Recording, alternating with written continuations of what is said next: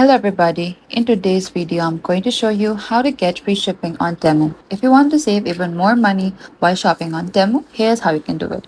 To get started, open the Temu app on your device and make sure you have signed into your account already.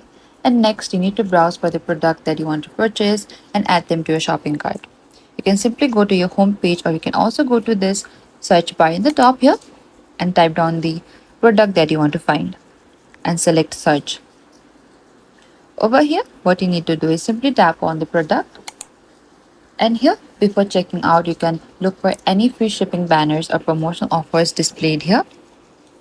And over here, it says the free shipping in this green font. What you can do is after that, you can put it onto this add to cart in the bottom, and you can select for the colors of the shoe that you prefer, and you can also select for the size, and you can select for the quantity and select add to cart. And after that you can check out and proceed to it. And this is it. This is how you can get free shipping on Temu. Thank you for watching this video. I hope this video was helpful. If you have any queries or confusion, please comment down below and we will reach out to you very soon.